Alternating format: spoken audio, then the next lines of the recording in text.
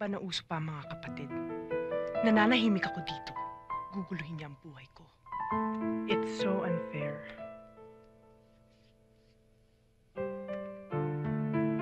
She's not even my friend. Magkaiba kami. Nung teenager pa kami, kung magpalit yan ng boyfriend, parang lang siyang nagpapalit ng damit. At kapag sawa na siya, ipapasa na lang sa akin. Ano ako? Basurahan ng lalaki?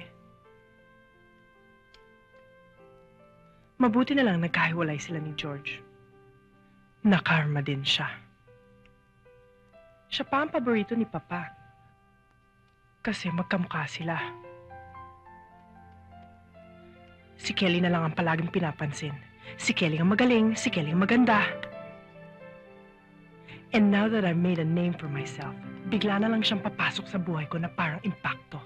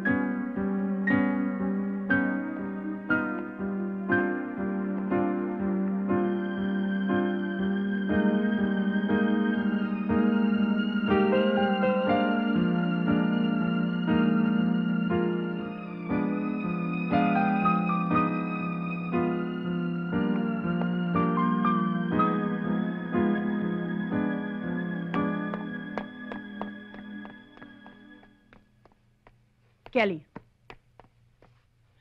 ikaw ang computer software expert. Bakit ka nag-recommend ng software na hindi bagay sa requirements ng kliyente natin? Well, desidido na ba sila sa requirements nila?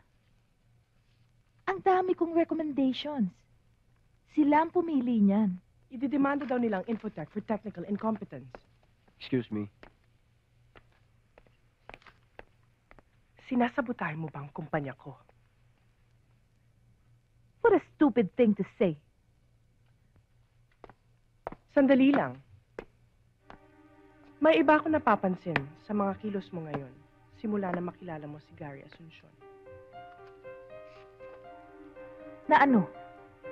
Baka nakakalimutan mo, Kelly, na kapatid mo ako at kilala kita.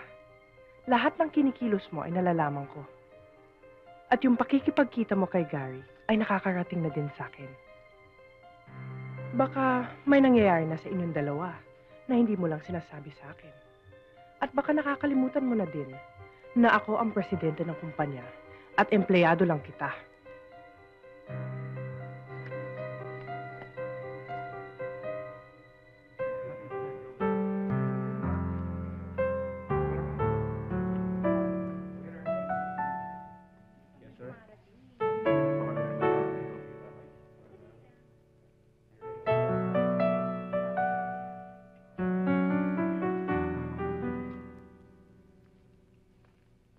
I'm falling in love with you. I thought you would never say that.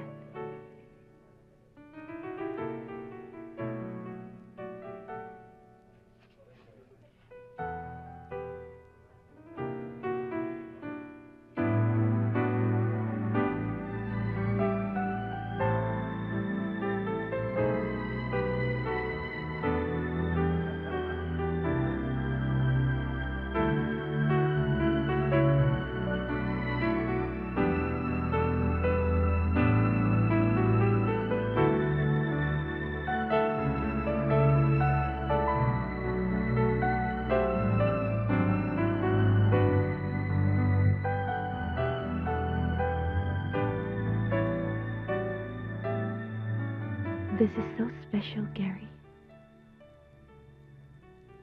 I've been waiting for someone like you for so long.